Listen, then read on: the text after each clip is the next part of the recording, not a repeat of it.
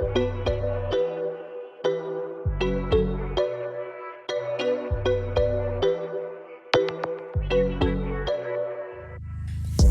guys, and welcome back to another episode of Style and City Diaries, Brought to you by your favourite and fabulous cousins, Prinny and Amber Leaux. Yes! Welcome back. Welcome back. And if you're a new listener, welcome. Welcome to the podcast. We have a very special guest today with us, a very excitable guest. Yeah. If you haven't heard of this topic before, which we're going to speak about, you're about to learn so much. So buckle up, and we'd like to introduce to you Shakaila Forbes-Bell. Hi guys, so can I say, seeing you two do that in unison, that was really impressive.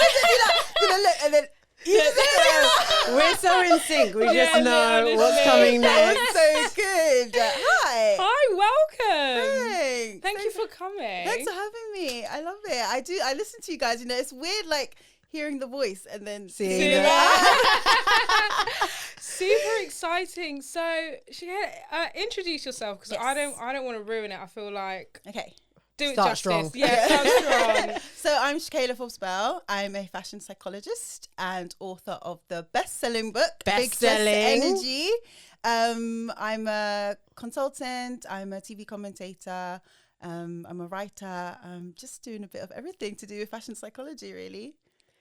You know what? It's actually a big deal to have you here. If you don't know about Shakaila, she has been featured in Forbes, Grazia, Marie Claire, Huffington Post, just to name a few. You are doing bits in your field. I'm trying. I'm trying. It's mad because when I started out and I was telling people about it, it was kind of like, oh, what's that? Like, you know, I never considered fashion psychology to be a viable career. It was always just a passion and just something that I thought people should know about. So to be in this position now is just, honestly, it's just truly a blessing. And I'm really grateful that people are interested in what I have to say. But it is really interesting. Yeah. And I feel like you've probably explained this billions of times. Yeah, you're going to have to, But though. you're going to have to again. What is fashion psychology? So fashion psychology is essentially applying psychological theories and practices and research to every level of the fashion industry, right? So on a very surface level, everybody knows the concept of look good, feel good. So that in itself is fashion psychology, understanding the power of clothes to impact your mood, impact the way you feel, impact how it can help you, you know, step into different parts of your identity. I always say even the saying wearing different hats is a comment on how we can express different parts of ourselves depending on what we're wearing. But it's also the understanding that people judge us by what we're wearing. You know, we can connect with others or we can disconnect with others based on how we dress. We judge others based on what they're wearing. We make those snap judgments that stick with them. You know, even the way our clothes impact the way we feel about our body. We all have those outfits that make us have a better relationship with our body and those that don't.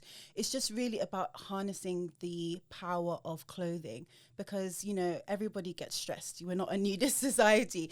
And the simple act of getting dressed every day and deciding what you're going to put onto your body, the way you are interpreted, the way you are treated and the way you feel, that's all psychology. So why not give people the knowledge and the tools to make sure that they're dressing their most authentic self? We're going to learn a lot I today. know, exactly. We're going to But learn a lot also, today. hearing that, in my head, I'm like, we're a bit kind of like low-key fashion psychologists. secretly, we do touch on some because we do theories. sometimes touch on things, but maybe we wouldn't have thought that was fashion psychology. At the start of this year, we was discussing like dopamine dressing. Yeah. Yeah, she whacked out the I green whacked out trousers. the green today. And it was just like really interesting when we were reading up on it and like how it can make you feel and like the effects it has. And like, no one would really sit there and be like, oh, this is fashion psychology. Yeah, exactly. And I guess people do know, like you said, surface level, essentially what it is and like how you dress does make you feel good, but doesn't know like the deeper roots of it. Yeah, and I think that's what is missing, especially in today when everyone's talking about, you know, sustainability and, oh, we need to dress better. But there's no point chastising people if you don't give them a different way of thinking about their clothes. You know, you can give them a new mindset. You can reframe it to say like, oh, I feel this way today. Why don't I wear those bright green trousers that make me feel more confident, that make me feel more comfortable? How is that going to impact me as I go about my day to day? When they're shopping, not thinking about, oh, I'm going to just post this on the gram and delete it. No, thinking about the longevity of it. How is it going to help me express my best self? How's it going to help me express my identity or parts of my characteristics? How's it going to fit into my mood? You know, it's all about just thinking about clothes on the deeper level. Like you say, you guys, a lot of people do this, but I think if you are shown the scientific research and the actual studies, it will just give you more of a deeper roadmap so that you can be even more intentional about the way you're dressing. Yeah, I honestly, every time you open your mouth, I just feel like my mind gets blown. And I hope wherever you're listening, you're feeling the same way. I have so many questions on what you just said, but I want to take it back. How did you get into fashion psychology? Yeah, it's a bit of a long story. Can you bear with me? We got time. We got time. I'm sure the both of you as well. Like, I was always interested in fashion as a young girl. I used to play dress up with my mum, my Barbie dolls, like always trying to put them in new clothes. I used to watch fashion TV. I don't know if I'm showing my age there. That doesn't exist anymore. But just watching like the runway shows, I used to love that. But I was a full-blown nerd at school. Like, I loved psychology. I did super well. Like, I think on one of my A-level exams, I got like 98. And I remember thinking like, damn, like this is something that I need to take seriously. And my mom and my sister were like that too. They were like, you know, as much as you love fashion, we bought your sewing machine, you don't use it. Like, you don't really, like, it's giving like, me. Yeah. It's clearly like more of a hobby. You haven't really honed into that yet. So it was always like, keep that passion, but psychology seems supernatural to you. So I'm doing my psychology degree. I went to UCL, and anybody that goes to UCL or any kind of very rigorous psychology program will know that clinical is kind of where it's at. They want you to be clinical psychologists. They want you to focus on like biology and like neuro, like psychology and like all of those things that to me was so boring. Like, I just didn't care about that. And I remember being in my social psychology classes, and I just loved it. I loved thinking about human interaction and dynamics and group thinking and how people change the way they act depending on their environments that they were in. And I just wanted to go with that. And during the third year of my course, when it's time to do your dissertation, everybody got the chance to kind of do something that they wanted to do. But a lot of the times they would have a study and people would just jump on it and they would just like do this test. But when I was doing my dissertation, it was the first iteration of the Black Lives Matter movement. So that's when Trayvon Martin was murdered. And I remember watching a lot of American news channels at the time, and one of the pundits said, oh, if he wasn't wearing a hoodie, then he wouldn't have been seen as being, you know, a criminal. Like, black men need to change the way they're dressing. And that really struck a chord with me, because at the same time we had a lot of white tech bros in Silicon Valley being hailed for wearing their hoodies in the office and really changing what it was to be successful in the workplace. And streetwear was really like showing up a lot on the luxury fashion space, and athleisure was a big thing there. And I thought, well, why on a black body is a hoodie a symbol to be feared, but on a white man it's to be revered? And I wanted to look at that in a deeper level. So I had a really supportive supervisor, and I created this whole thesis, my project called the Hoodie Project, and I investigated the intersection between race, clothing, and impression formation. And I did really well in it. He loved it. I loved it. And I just thought, God, I want to get more of this. Like, I just want to see if there's something else I can do. So I did a Google search. And whilst I was throughout my dissertation, I found a style psychologist by the name of Kate Nightingale. So I interned with her for about a year. And she was the only person I knew doing any sort of like style and psychology. But she was doing it more on like personal styling and adding a psychological layer, but also working with brands about how they use psychology to brand themselves and how they use uniform for their workers and how they can use retail psychology to design their spaces. And I loved that, but I just felt like it wasn't quite me. I wanted to continue my studies, my research. Then I did another Google search during another existential crisis. Like, what am I going to do? And I found the master's course at the London College of Fashion, the first time the master's was ever going to be run. So I don't know, I must have kept searching, then it popped up. What was the master's course? Psychology for Fashion Professionals at London College of Fashion. Wow. And we were really like, the whole cohort, we were really like deer in headlights. Like, we were all like learning as we go along. The lecturers as well, like we had a lot of change. we didn't get super, like a lot of support because it was fresh, it was new. But I remember, again, my thesis was in reaction to what someone had said. This time a Vogue editor had said, if you put black models on the cover of a magazine, it won't sell. And again, I was enraged and I was like, I'm going to use science to disprove this. So I did my final year thesis proving empirically that if you have black models on covers, in advertisements, black consumers not only invest in the brand more, but they're willing to spend more on that project. And I actually got that published in an academic I was just journal. going to say, that was the one. Yeah. That must have been a very exciting That time was as exciting, well. yeah. Like, I felt very proud too. I was very proud. And then during my graduation, I remember posting a picture with my like fist up in the air because I was like, because I was the only black person on that course. And it was the first time it ever run in the world. And I was like, oh my gosh, I'm a first of a first. And that picture went viral. And then, I got picked up by a lot of press. And I was like, wow, there is interest in here. So I decided to I had a blog that I was just posting all of my research about on the side. And I just kept doing it, kept posting about it. Then I'd get, a journalist request. And then another one. And then, we want you to come and give a talk, or we want you to collab with us. And then it just kept I'm still trying to figure out what I'm doing in my life at this time. Just a question. At this point, were you working? Yes. So when I graduated, I was interning straight away and then working. And I thought, God, I love psychology. I love fashion, marketing. That's kind of where I felt like it was a natural lead, because it's consumer psychology, research, insights, marketing. But I still had that, side hustle going. And it literally wasn't until a literary agent slid in my DMs. She was like, have you ever thought about writing a book? And I had not thought about that at all. But it made me feel like, wow, there's actually proper legs to this thing. Then I got a long-term deal with Afterpay. They're I don't know if you know, they're like the Klarna, but in the US. Oh, okay. And it's you can pay in pay in installments. Yeah, but they're really great because they give me all their data and what's trending, and I do give all of the psychological insights into why this is trending, why consumers might be buying this, why they're gravitating towards. And I got that, and then I got the book deal, and then I was like, right, this is a thing now. I have enough stuff to kind of fall back on in case it all falls down. So I'm gonna go for it. And it was literally December 2021. I quit my job. And I've been doing this full time now. That's quite recent. Yeah, actually. It's only been a year. Yeah. Wow. And here you are. Yeah. I feel very honoured. I've got so many questions. I know. I feel like you could answer. Sometimes, I'm going to speak for both of us. We have these ideas in our head, or thoughts of why things happen or why people react the way they react to things, and we can't explain ourselves very well. And I feel like that's the psychology behind what we're trying to say doesn't sometimes translate. When you're talking about if black guys wear hoodies, but when white people do it's cool and stuff.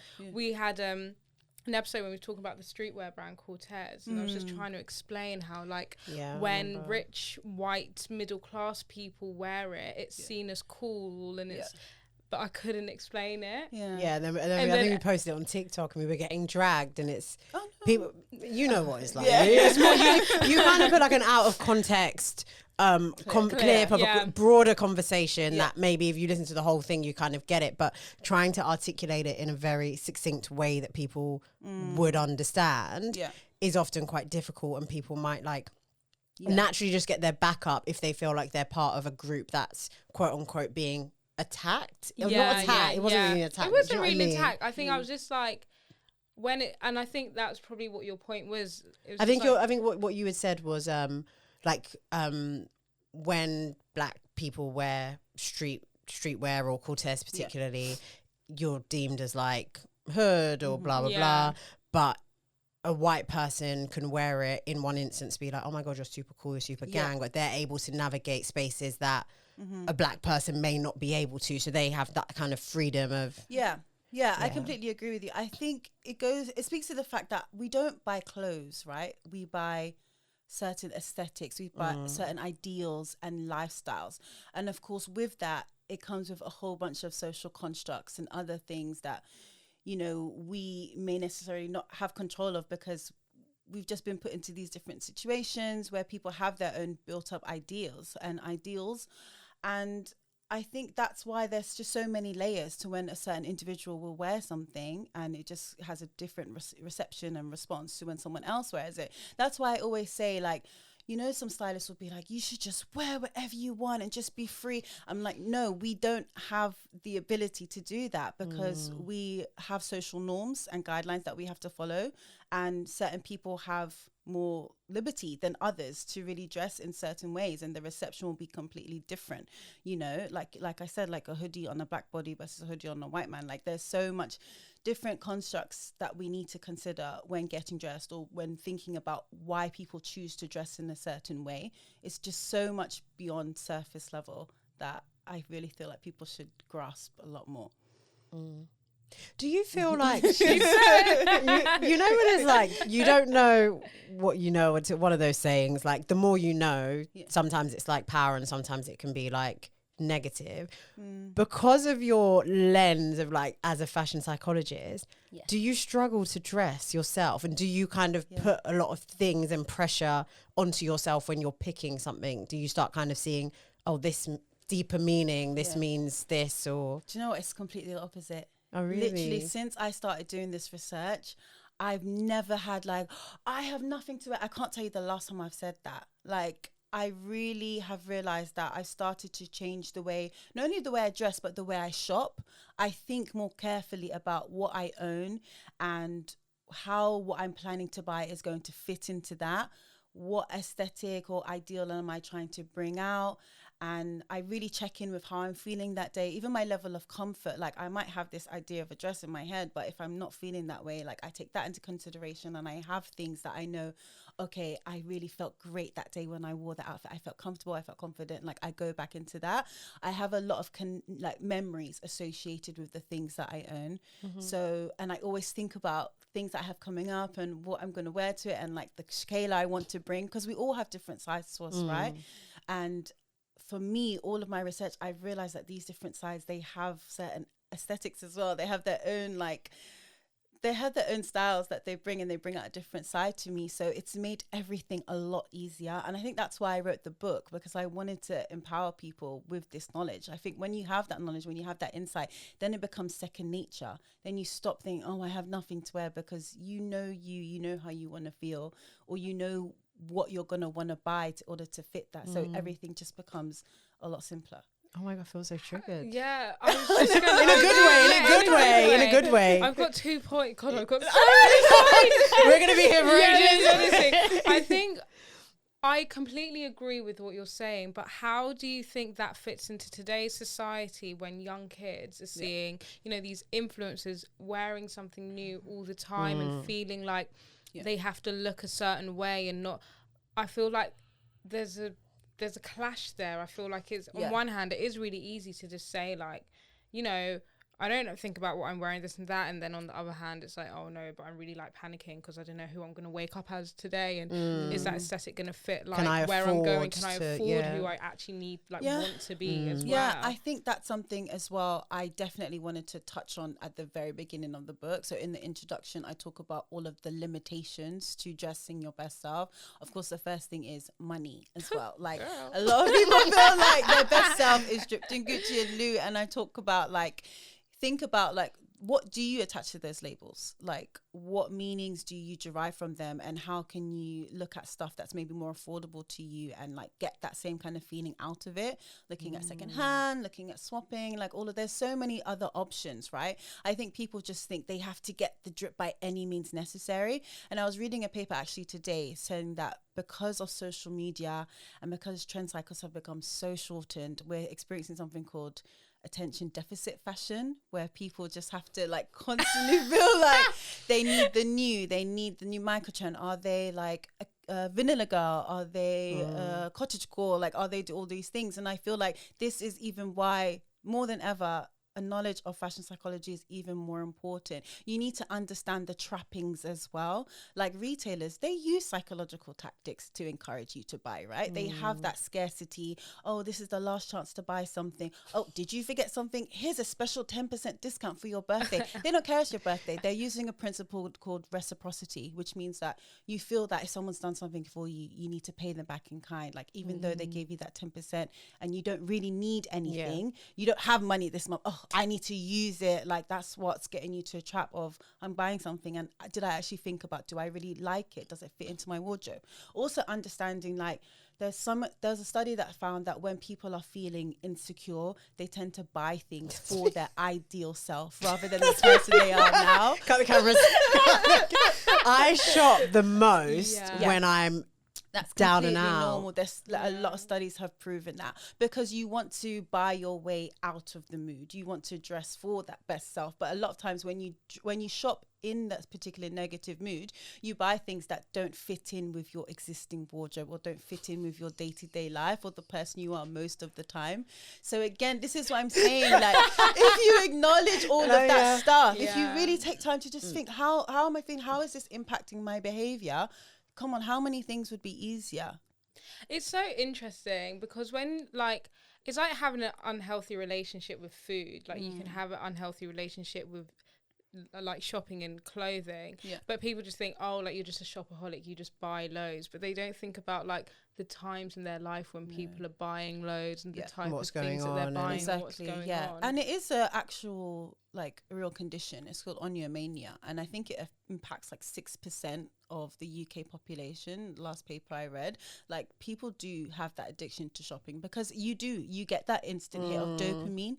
It impacts a reward center in your brain. I think the nucleus accumbens, and some people, when they have ineffective dopamine receptors, they get too much of a hit, and they end up in this loop where they have to keep getting that high again, and they have to keep buying, and because people just think, oh, it's drip, and it's just, they just think about the aesthetics. You're not thinking about the deeper level, like what's going on in that person. Is it something like more that you need to look into? Because they're only thinking about the surface level of clothes. They're not thinking about the actual behavior behind it. This is deep stuff. This is really This is deep stuff. I feel like I've really come to get read today. I mean, I'm getting read, but I also feel like I'm learning and unlearning things at the same time. Behaviors. I really want to segue into something that you speak about quite frequently, the 4-3-2-1 approach. So the 4-3-2-1 rule, I invented it in my chapter about getting a loser with going shopping, which I love. So basically, it's a way to reframe your mind when you approach shopping, because I always say shopping is chemical warfare. Like I said, you have the dopamine. We're hardwired to be attracted towards novelty as humans. So of course, anything shiny and new is going to grab our attention, is going to make us feel good. Yeah. You also have the adrenaline going on there. It's so funny because MRI scans have shown that we get that hit of dopamine in anticipation of getting something. So all of those good feelings is not even associated with the thing you're actually buying. It's just the experience of shopping yourself. And when you get too much of a dopamine hit, you can cripple an area of your brain that helps you like weigh up pros and cons.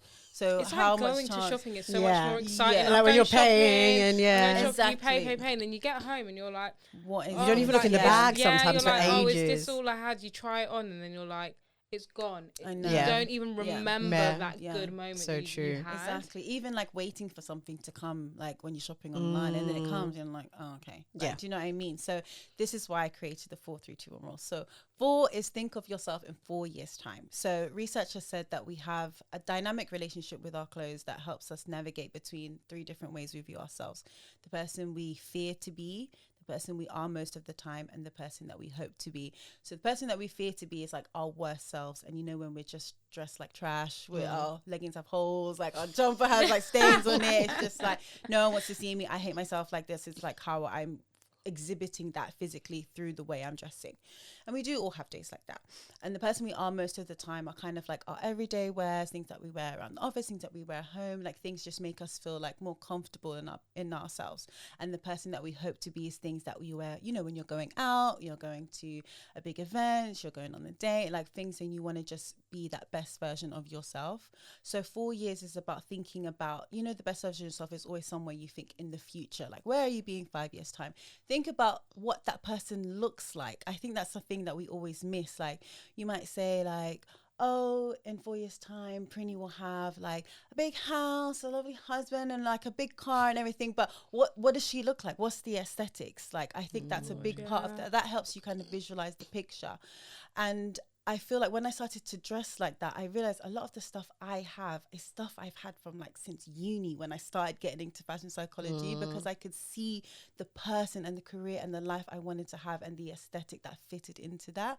So those clothes lasted me for a long time. So that's how you make sure that things will not be a one and done. And it's the same thing with three different occasions as well. Make sure you're not just buying this outfit for one party that you're going to post and then it's like, oh, no, I already posted that, I already want. No, like think about it like beyond that, you know, three different occasions or three different ways you can wear it. Like say you bought a co-ord, how can you dress it up? How can you wear the trousers with something else or the top with something else? So making, again, just really reaffirming the fact that you're going to get the most out of this outfit.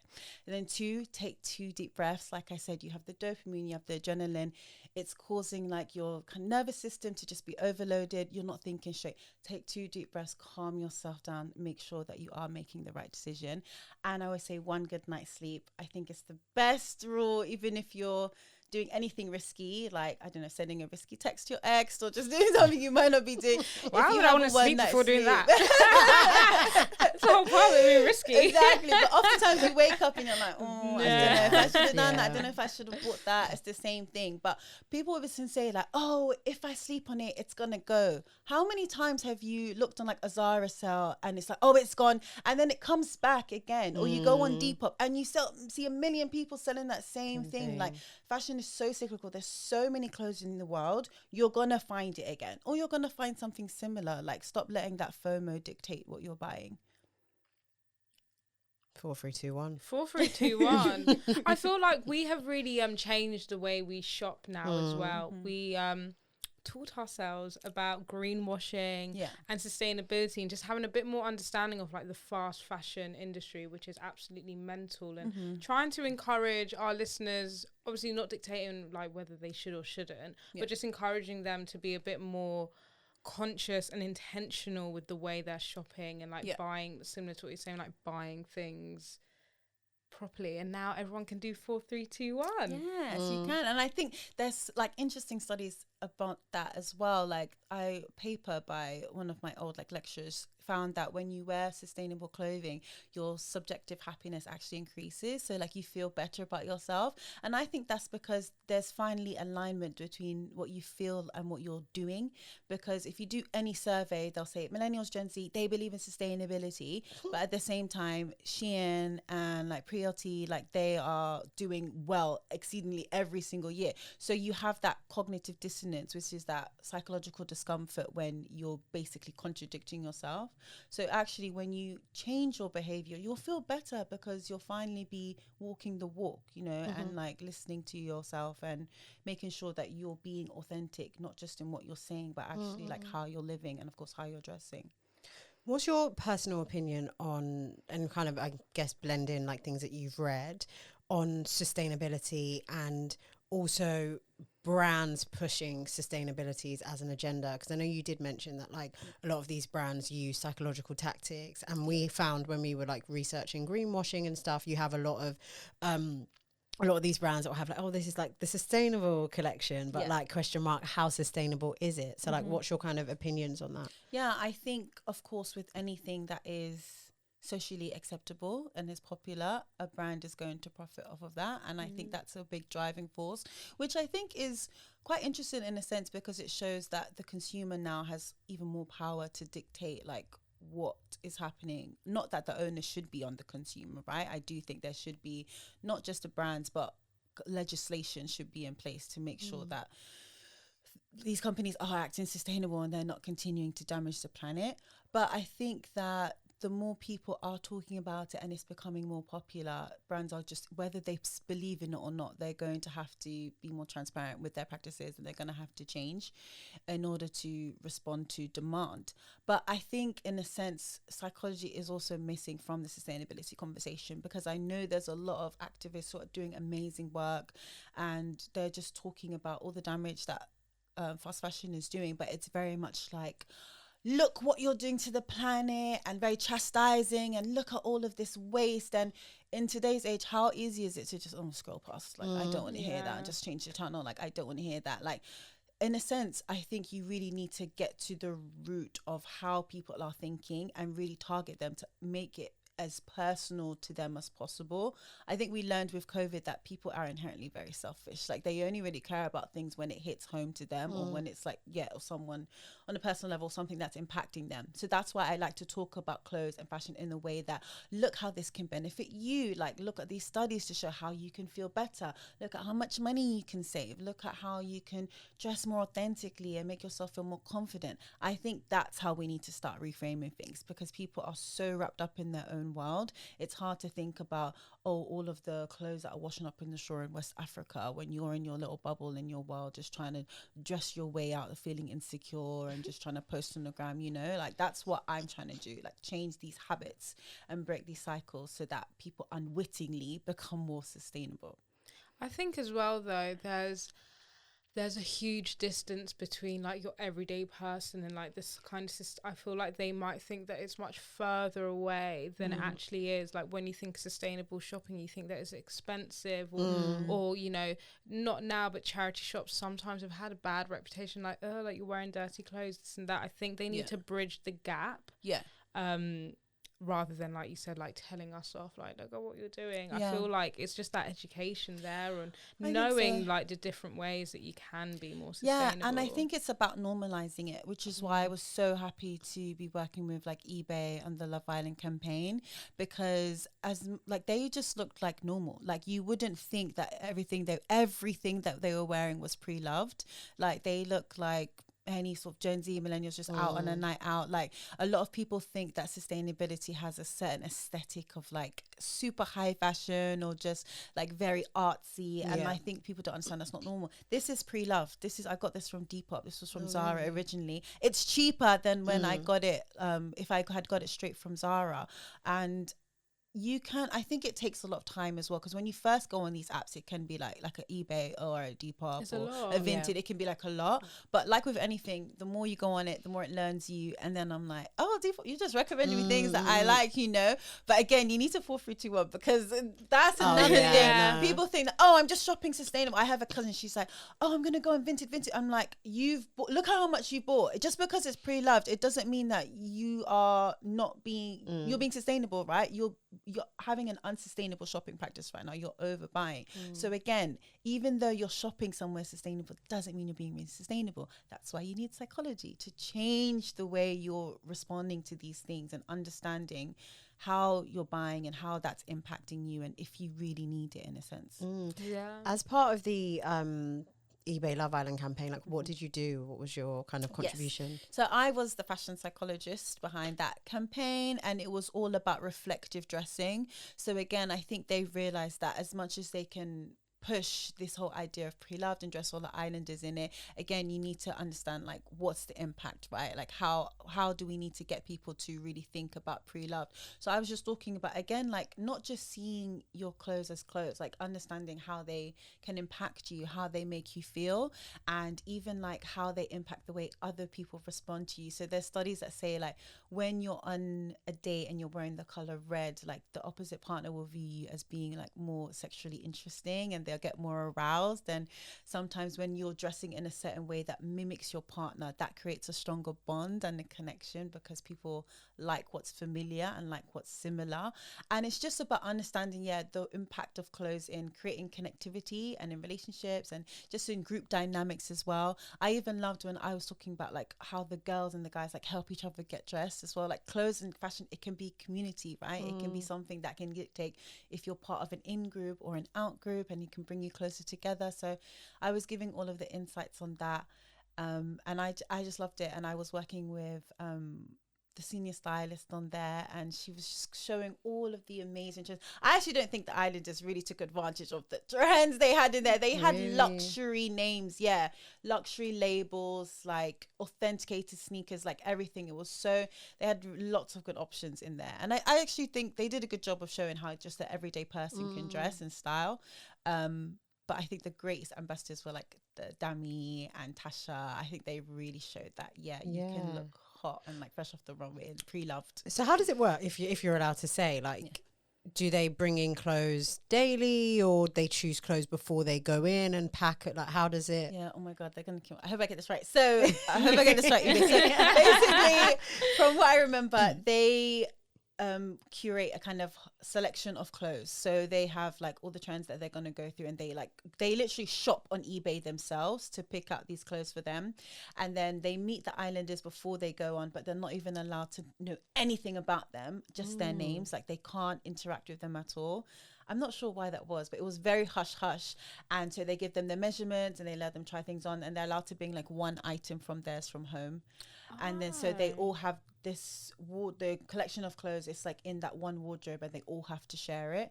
And then they have a seamstress that's on the island with them that can like make alterations. And then they get like a couple more drops throughout the season. But yeah, they all have to share it. And yeah, I think that's how it goes. That's so interesting. Really interesting. Yeah, because we were always like, oh God, Love Island partnering with like these fast fashion brands isn't great. Like, we're pushing a really bad agenda, and then they partnered with eBay, and we were just like, so how does that work? Like, we was just like, we can't see how this is great, and it's like a huge step in the right direction, but we were just like, how is this going to influence us as like the consumer to shop more sustainably? I wish this was a bit more public knowledge of how like the process and how they incorporated it. Maybe it was, and I didn't know, but this is so interesting. I agree. When we did like the launch party with, it's Amy Bannerman, she's the senior stylist at eBay. She was telling us all the tips and tricks she used to like find these like items that she was searching for the contestants, like sometimes spelling like the name wrong. I think she spelled like, I don't know, like Jean-Paul Gaultier like a bit wrong, and then she found like a super like amazing outfit from them, and it was like really discounted, one of a kind. Like, there's so many finds on eBay, and I think they should even incorporate that a bit more, like showing how you can find it. But on their socials, they did a really good job of showing like how you can get these items and like where you can find it on eBay. But again, I think this is another thing. People get into habits of just going to the same places that they know. They're going to go straight to PLT, to Boo, to Miss Gadi, because that's what they know. So it's about breaking those habits. And that's what I'm trying to do with promoting fashion psychology, like showing like there's another way, like you can try something new, just try to think about it differently. But yeah, I really feel like secondhand is now starting to get the light that it should, because even I can say, like, I'd say like when I was first starting out, like with fashion psychology, I didn't like have a foggiest idea about charity. The charity shops near me were dead. Like, they always stank. Like, they weren't that great. But then you realize, oh, there's specific charity shops that you need to go to, and there's a way to shop, and there's even clothes swapping, and there's all these websites, and there's even sites that will come and collect all of your clothes for you and put it on site and sell it for you. Like, there's just so many different options. I think people are actually spoiled for choice, but again, they don't want to get out of their like comfy routines. They just want to do what's best for them. Because I have like certain friends who are great eBay finders. Like, they find really nice designer stuff, like super discounted. And I'm like, do you know what? I'm going to do so. I'm going to get on eBay. And then I'm like, where do I start? I'm like, how do you find these things out? I just sit there and I just look and this, and I'm like, I don't have time to just sit there and just look and stuff. But it's great. I feel like, these tips and tricks and ways to like access those clothes faster. But making sure that I'm buying it if I need it. Yeah, exactly. That's And what not I'm saying, 'cause overdoing you said it. like I don't have the time, but like why not? Like Yeah. why can't you find shopping? It should be a lovely experience where Yeah. you're getting to know a bit more about yourself and hunting down like a treasure. Like it should be something that you take time in. I think people don't understand with fast fashion. It's not just the way it's produced; it's the way it's consumed as well. Yeah. You're like next day delivery. Like I need to get it now. I need to get it for this, but I need to just get something now. But not why? Why do you have to get something so fast? Yeah. I mean, we used to be, I wouldn't say we were like shopaholics, but before when we used to spend money at all those fast fashion brands that we don't anymore, we don't like to talk about. Literally, we don't. We're really good now. And then we went through our like awakening moment. We found out about greenwashing, sustainability, and we were like, wow. Yeah. And I feel like sometimes looking back, we might have taken an unhealthy approach to being like, we're not shopping there anymore, never again. And we're also going to just not really shop that much because we don't want to overconsume. Yeah. And I'm not sure about you, but I personally, if I'll speak for both of us, you can tell me if I'm wrong, but I don't feel like we found a healthy balance between I'm really trying to help the planet, but like I also need to still shop and I need to spend money, I need to buy stuff and I need to build out my wardrobe because it's, I don't know if it's normal to just like not shop for a year. Yeah. So what's your opinion on like So I feel finding a healthy guilty. balance and what does that like normal balance look like? Yeah, I do really think it's different for everyone. Like I say in the book as well, like I'm not saying never shop again. Like I just don't think that's realistic. I think once you start really investigating what's in your wardrobe, that's why I have a whole chapter on like understanding your wardrobe. And there's this concept called wardrobe ethnography, which is essentially the idea of finding out more about yourselves through your wardrobe, because everything you've bought, everything you've worn, or it's all a comment on who you were at that time, what was your headspace, the things you were influenced by, your likes or dislikes. Like it says something about you. So I always say that's the first step, like figuring out what you have and what you love. And then once you do that, I think you'll really understand what is missing or what you want. Like a lot of the times I know people will end up buying like 3 white t-shirts or like 4 black hoodies because you don't know what's already in your wardrobe. You don't know what's existing. And then when you start to think about, okay, what do I want to achieve with these outfits? Like, how do I want to feel? Like, then I think you understand how to shop a bit better as well. I think a lot of times we have clothes for, like, we're not comparing the need to what we have. So we'll have maybe like a ton of going out clothes, but really we're not really going out as much as we used to. And they're taking up a lot of space in our wardrobe. Yeah. So then it's about understanding, okay, who am I? Like, what am I doing? What's my day-to-day like? Like, where do I want to be going? And matching that up with your wardrobe. Like that, there's so many things to understand. And I think once you have a comprehensive understanding of that, then you'll be able to say, okay, I only actually need this, or I only actually need that, or okay, I need to scrap half of this, or actually no, I don't. Like, it's very personal. That's why I say I don't like saying like have a signature style or these are the 3 pieces you'll need in your wardrobe. No, because that's me and it's different for you, but you need to do the work to figure out what is suitable for your lifestyle and for your life and how you want to feel and how you want to be perceived. I find that a bit difficult because I don't know who I am, for example. That sounded so deep. I don't know who I am. No, but like every day I'm like I'm sure you hear something like, oh, I'll be like, oh, so what are you gonna wear to this thing? Like, and it's in like 2 weeks. She's like, I don't know. Like, I have to wake up and see who I'm gonna be that day. Yeah. Like, I need to know. But I feel like I find it really hard to dress because I'm influence and appreciate so many different aesthetics and trying to fit all of those aesthetics into the wardrobe, but then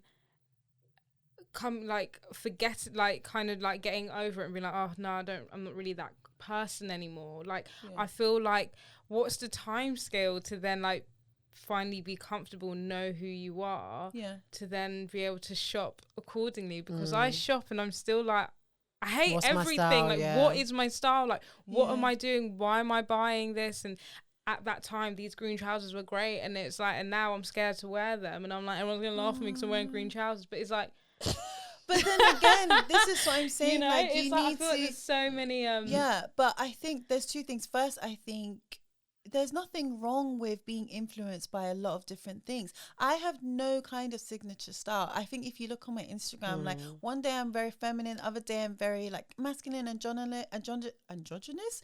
And then other day I'm like very like business. Like I have a lot of sides to me, and I refuse to have a signature style because I'm not a cartoon character. Do you know what I mean? I'm not just a Anna Wintour. Like, I just feel like that's so limiting, and I feel like that doesn't allow you to express all of the different sides to you, which I think is beautiful. Like, you should be able to have an eclectic wardrobe, but then when you understand what the different sides to you are, and you really get into nitty gritty of what you do like and what you don't, I think then it becomes easier.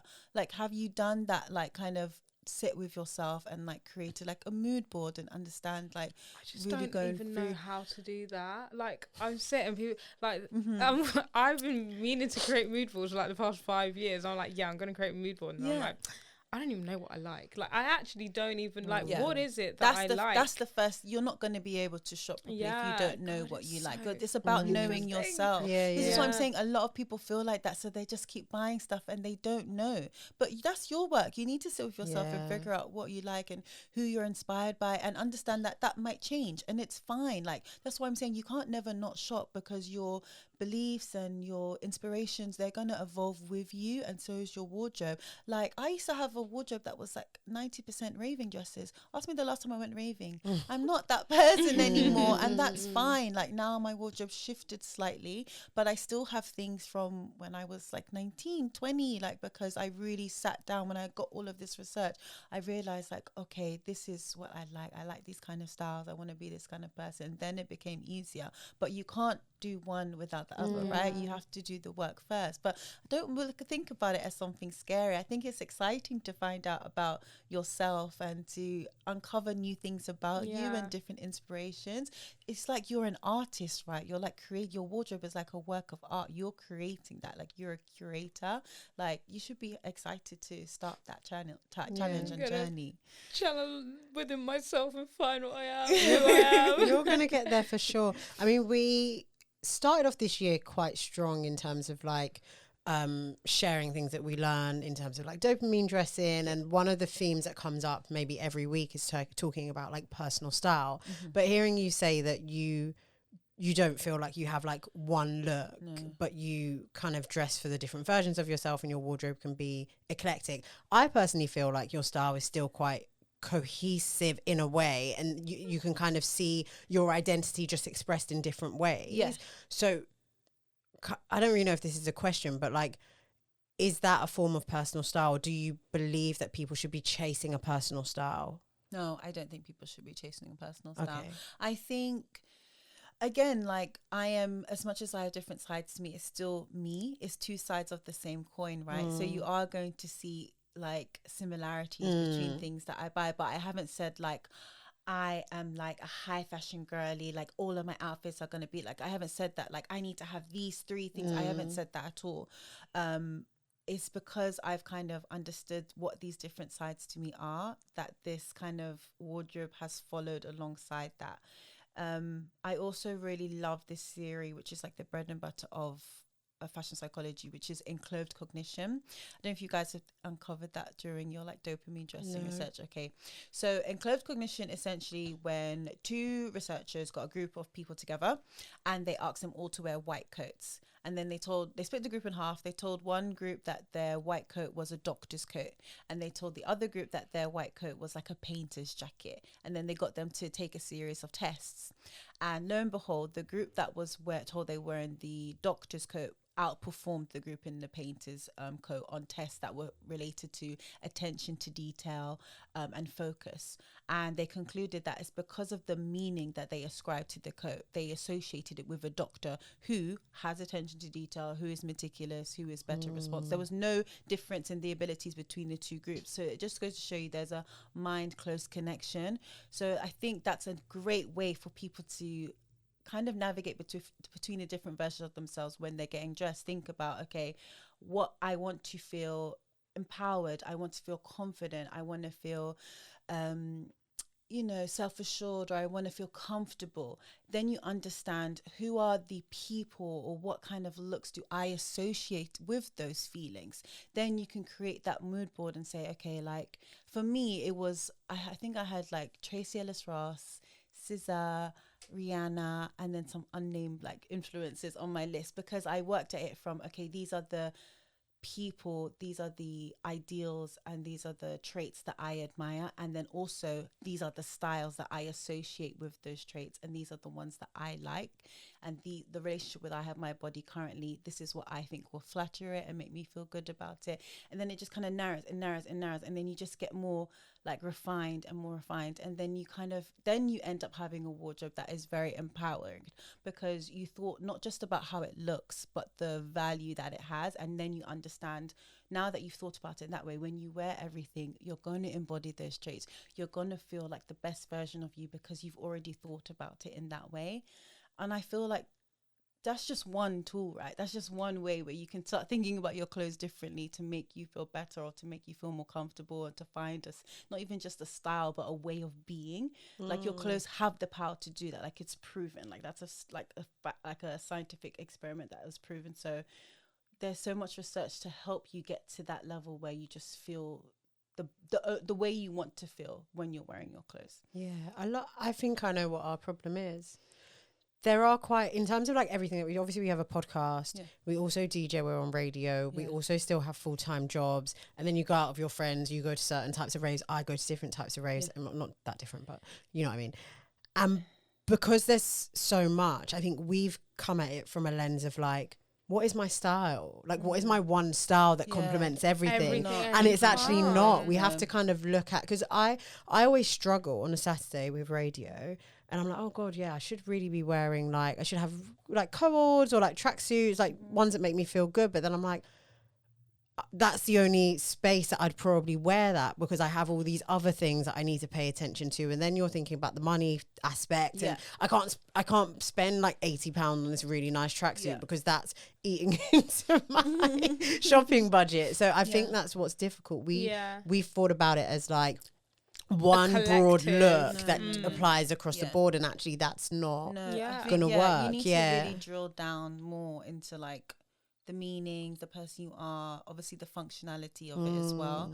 But of course, like I said, there's limitations. I've been dying to get new gym wear for so long. It's not in the budget right now. You know what I mean? Like other things are in the budget. So I'm gonna have to wear these old leggings, but they're serving their purpose. And I know, like I'm using this time to really analyze and find about different brands and look at different styles and really think about, okay, do I want to wear this in the gym? How's that going to make me feel? Am I going to be comfortable? So now I know when it's time, when the budget does allow for this new outfit, I know exactly where I'm going to buy. I know what I'm going to wear, and it's just going to be a lot easier. I've got so much. It's really not as black and white as we think it is. There is so much behind it, and I hope that as you're listening, cousins, that you're like feeling the same way that I'm feeling. Like I feel like I felt so lost. Like we both felt so lost for so long, and I think even like the start of the podcast, we've gone through such a journey, and it's like we're still on this journey of like discovering ourselves through fashion. Like it's so important to like the person that you are. You mentioned earlier, and you also touched on this with eBay, how like when you dress, when you dress, like if you're in a relationship, you might slowly start dressing like your partner, or like when you're in the office, you mentioned that you slowly start like dressing like the people around you.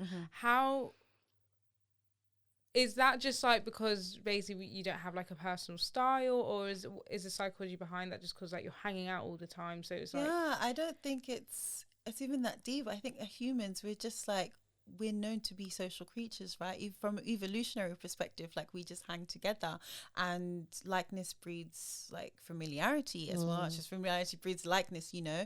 It's something that happens naturally. And like there was this, I think it's sociologists who discovered that when people are around those that are similar to them, it bolsters their self-esteem and their self-concept, which is the idea of who they are, and also their social identity, so who they are in relation to other people. So it's just something that happens like subconsciously, like, but also there's rewards to it that I think make it more of a thing that we do it more, even though it's unconscious. So in the study, when people were talking about how they started to dress similarly to their colleagues, they found that managers start to give more brownie points to people that dress similarly to them as well. So I think like that's the thing, like when people are dressing more like you get closer to them. I think same in relationships as well. Like the more you like someone, you're just closer to them. But I don't know if people are doing that super intentionally. Like, I feel like Kourtney Kardashian is like a pioneer of that. But look at that. See how they're just similar and then they became couple goals? If they had completely different aesthetics, would we be seeing them as couple goals? Maybe not. Because they it's look like they're in sync. Every one of her partners, she has a different, they literally. Do you know who does that as well? Brad Pitt. Have you seen that? No. Throughout the years, they showed him with his partners and he mimics their hairstyles. Please, after this, please go and look at Brad Pitt. Anyone listening, please look at Brad Pitt and his partners. Yeah, he had the Rachel when he was her. Like, he had like all of their styles. Gwyneth Paltrow, he had that shortcut that she had. I'm telling you, he's the comedian. But that's what just happens. That's what I'm saying. It's psychology. We just do this kind of unconsciously because we want to be as close as we can to what we like. And we'll just find our style start to shift. We might not even be buying stuff intentionally. We'll just realize we'll start wearing that jeans with that top instead and those trainers. And it's just something that happens over time. Yeah, I think that's probably why I stopped following like too many influencers, because I went through a phase of just thinking like a lot of the influencers I was following, they all look the same anyway, have that kind of like influencer aesthetic, and then I just felt like I was buying into things just because that's what they're wearing, not necessarily because that's how I want to look or what I actually want. Just because it's like you're kind of consuming that, so you just feel like and that's why really all pressure. Like carbon copies now, and everyone looks like the cargos. But I always say like people really chastise that, but I don't think that's that much of a bad thing. Like, we are, like, for example, we're all black women, similar age, living in London. Of course, we're gonna have similar tastes, right? We're watching the same thing. We're all watching Love Island. We're all going to Recess or DLT. Like, we're all being influenced by the same thing. Of course, we're all gonna have a similar style and be influenced by the same things. But it's about understanding if you like it and if it's right for you. Like, if we come today wearing the same jumpsuit, like, that's fine, because it might mean something completely different to what it means to you. It might feel different to me than what it feels to you. It might be expressing a different thing. Like, I think that's fine as well. I just looked at you because one of Prinny's like she literally, if she goes to an event and someone's wearing the same thing as her, I'm literally going home. Like, she's going home. Really? That's like my worst nightmare. Like, it's ruined my night. Have you asked yourself why? I think, you know what, this is just like a penny drop moment. It's just clicked in my head. Growing up, my mum was always like, do things because you want to do it, not because someone else is doing it. Don't like, she was like, hated the idea of like copying. So I think subconsciously it's like there's a negative link between me wearing the same thing or doing the same thing as someone, because it's like I'm copying you, which isn't actually like in itself a bad thing, but that's my... But you even see there like how there's such a deeper psychology behind something, the way you dress and the way you style. Like, you see what I mean? Like, there's so many different levels to it. That's why I'm saying you need to get the chance to think about it, because because you have that relationship there and that relationship with your mom and that meaning there, I think that's absolutely understandable and that's fine. That's why I say I'm not like a stylist. I'm not going to tell you just this or do that way, but I'm trying to get you to think about why you do the things that you do and why you wear the things you wear. Oh God. The when the whole black girl aesthetic drama happened. What was the whole point of like, there was the two girl? No, was it? I think Kelsey. Come on now, was that what kicked off the black girl aesthetic? Remember. There was also a girl on TikTok that kind of spoke about the black girl aesthetic. I can't even remember. There's a lot going on. And but you just made that point where like it makes sense that if we're like, you know, black girls and stuff, we're all gonna like see the same things. I'm just like trying to make a point. Oh, you're talking about when she was the Jada Wader, and they were both copying Jada Wader. Yeah. That's what I'm saying. Like, no one is reinventing the wheel here. Like, it's very. I always say like it's hard to have an original thought. Like, we're in 2023. Even fashion psychology, like, this has been research from like 60, 70 years old. Like, this is nothing new. People have been thinking about this for a long time. There's just nothing, there's hardly any new ideas under the sun. So I just hate when people focus so much on, being unique, and because we do have that desire to stand out as much as we have a desire to fit in. But that's me. It's like, I just want to That stand is out. our problem. Like, I want to be unique. I want to stand out. I want to. But the Just shut focus up. should be more about how you feel and how it's serving you, and how your clothes are empowering you and helping you to navigate your day to day. It shouldn't be about, oh, like, this is good because I'm just standing out. As much as I'm not going to lie, there are benefits to standing out. There was a study, I think it was called Clothes Make the Man, and it said that when leaders are dressed slightly different to their colleagues, they are seen as being like more like take charge. They're seen as being a bit more dominant. Like people that go against the grain because it's novelty. Again, it's something new and it's exciting, but that shouldn't be like your main focus. It's something you can definitely consider, but your main focus should be about feeling good. It's honestly feeling good in what you're wearing. I think that's the main thing at the end of the day. Yes. What is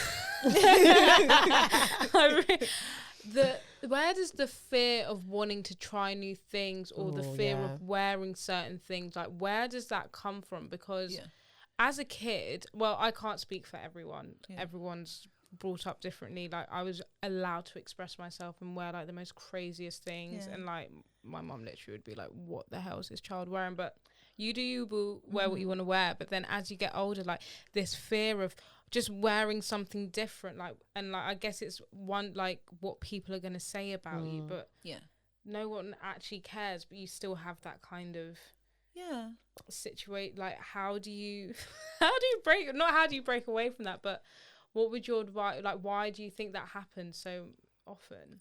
I do think it's because people want to be liked. People like to be liked, and there's studies that say that when people are dressed like in popular fashion or in culture fashion, or dressed similarly, like I said, people are liked more, and any deviation to that could be, it's normally seen as something new and exciting. But obviously when people are challenged with something new, or challenged what their preconceived idea of what fashion and cool is, their response could be something that's less than favorable, and obviously I think so dressing similarly can be a way of protection. And we have to realize as well, like, in our culture, we are free to dress like however we like, but in a lot of cultures that's not the case as well. Like, people are really like demonized for going outside of the norm. And like you said, people are growing up in different ways. Like, people might have been chastised for trying to do something different, even trying to live their lives differently. Like, people do experience a lot of hate and judgment against that. So again, I always say, like, explore within the bounds of your world and what you're comfortable exploring in. Like, I'm not just like, I never say like express yourself, because it's just not it's not practical. And as much as we would love to live in a utopia, that's not necessarily the case. Like, I would love to walk down like Liverpool Street wearing my carnival costume at Trinidad. That makes me feel fun and that makes me feel exciting. But if I wear that outside of the context of carnival, I'm going to be like looked at like a freak. Like, they're gonna post me and people are gonna say, what the hell is she wearing? She's a whore for showing so much skin. You know what I mean? Like, these are things that unfortunately we have to consider in society.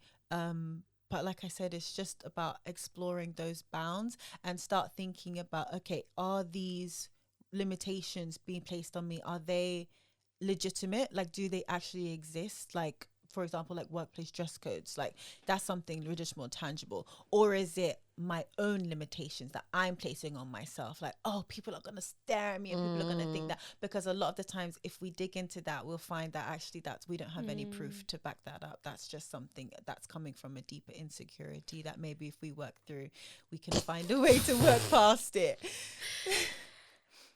Wow. Yeah. That'll do it. I'm gonna have to listen back to this with a pen and paper. Do you know who needs to listen to this episode? Who? The kiddie boys that just wear designer. What are you wearing that designer for all the time? I feel like they really need a hard look at their own fashion psychology and why they feel the pressures to wear and think that they look good because they're wearing designer and this and that, and it's just not the case all the time. Sometimes they look good, but it is even saying that though, like, it is true, like luxury and these logos, they do come with a certain different response to how people perceive you, right? People see these luxury labels and they assume like, oh, that person has money, and with that thinking, you give that person a certain level of respect that you might not necessarily have if you didn't see that label. For example, there was a study that got researchers to like drive a car but station it outside of a traffic light, and when the light went green they were told not to stop. And when they were in like a regular run-of-the-mill, like a Ford car or whatever, people behind them were beeping and shouting at them like, move yourself. But when he was in a super luxury car, people were a lot more patient, and sometimes they didn't even beep the horn. And that just goes to show So when people see those labels, people respond differently. Oh they God, acquiesce more to people who look like they have a higher level of resources, because of something called the halo effect, which means that we see people have these labels and these resources, we think, oh, they're better than us, they're more resourceful, they're more intelligent, I need to get to know them. Like we just put that positive spin on everything they have. So that makes sense why, you know, these people who may be coming from disadvantaged backgrounds or maybe being excluded would want to have that level of access and would want to be perceived that way, which is another reason why luxury is so kind of coveted. I mean, I don't know if I'm gonna get told off for saying this, but when I see it, I'm like, you're a fraud boy. Like, I don't even think like rich, and I'm like, that's F, because why all this, like, your shoes are costing $1,000, defo banging F, like, you can't afford that. Yeah, but I like, get that's not a feasible way of, like, but that's what I think as well. But it's a shame that could be potentially the disconnect. Like from their perspective, they feel like, gosh, if I wear all this stuff, people are going to look at me and think like I'm that guy. And then actually people from your own community are like, you don't have to do all that. Like, yeah. But even maybe to them, like maybe just the appearance of them belonging is way more important to them rather than the perception of if they're not getting this through like legitimate means. Like it's the fact that they got it, like that's how they're viewing it, and that's why they think it's so important. And of course, like your perception of like fraud is different to someone else's. Like someone else, that's goals for them, you know, like it really depends. True. Perception is so important. Everyone views everything differently, which is, again, it ties back to the whole thing about personal taste and personal style. It really is personal. It should be personal, because there's so many factors that kind of contribute to why someone chose to buy and wear a certain thing. It's been real. That was great. It's been real. You know, I've never felt so speechless on the podcast in my life. No, honestly, so much. The debrief after this. Oh God. The talking to I'm gonna have in the mirror. I'm gonna be like, listen, bitch, sit down. What are you like? What are you feeling inside? No, listen, my wardrobe is in for a shock, because I'm coming for all them garms that don't make sense, or I can make them make sense. Yeah. What about the ones that you just don't want to throw away for just in case? Like, what is the? This is a just in case though. Yeah, I found it. I was my parents were clearing out the loft, and they were like, "Come and get your stuff." I was like, "Okay." And this is something that I bought in the lockdown on one of those. Oh, I'm just shopping. Oh, saving so much money on travel. And I bought it and it came. And at the time I was doing like home fashion content. I did a nice little reel and it's lovely. And I was like, well, that's great. I actually am never going to wear that, because I don't actually see myself in it in real life outside of the post, which is like so toxic. And I saw it and I was like, okay, I can either give this to charity, I can sell it on Depop, or I can just wear it. And I'm wearing it. Yeah, I like it. It does, and that's why I have that whole chapter about actually how to clear out your wardrobe. Like you shouldn't just be the book. You shouldn't just be thinking about, oh, I haven't worn this in a while, like get rid of it, or this is not in fashion anymore, get rid of it. You need to be thinking about it in relation to identity. So like I said, like we have our like future identity, so the best version of ourselves, which maybe we haven't quite got yet, and we have like our kind of continuing identities, again, who we are most of the time. Then we have discontinued identities, right? The person that we just don't identify with, we don't resonate with that version of ourselves, and we have those outfits that kind of symbolize that time. And a lot of times we realize that things that we don't wear, it's not that it doesn't fit into a discontinued identity. We just maybe haven't given it a chance, or we haven't figured that out yet, or we haven't realized actually this is part of my continuing, or even the best version of myself. I just haven't recognized that yet. So there's ways to declutter that is kind of beyond just how often you've worn something. There's other ways to think about it, and like you said, you can explore treasures that look great on you now. Stunning. You can get Shakaila's book Big Dress Energy in all the bookshops. Yes, and on Amazon as well. And Amazon as well, if you want a quick way of getting stuff. And we're gonna read ours. Oh gosh, with a highlighter. Listen, That's notepad, fine. highlighter, Yeah. pencil. Yeah. Actually, I'm not gonna highlight it as special. I'm gonna write I've separate got, notes. separate notes. I Yeah. feel like I've got a lot of big dress energy work to do. Yeah. Where can everyone find you? Yes, so I actually have a podcast myself of the same name. If you want to digest Big Dress Energy in a different way, it's Big Dress Energy, the podcast. It's just on Spotify and Apple Podcasts. But mostly you can find me on Instagram at Shakaila Elise. Also, if you want all the fashion psychology content, is at Fashion is Psychology.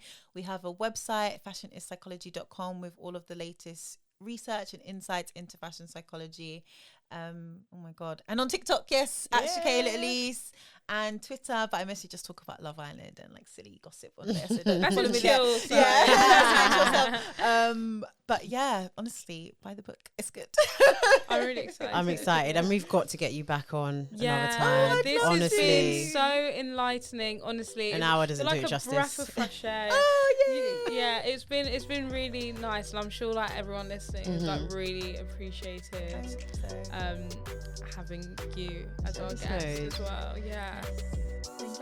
Thank you. We'll see you next week. But obviously, if you want more extracurricular episodes, we have got Patreon, and we will be speaking to Shakaila on Patreon as well. But we'll talk about dating and fashion. So go and sign up to Patreon. It's £3, cheaper than a Pret flat white.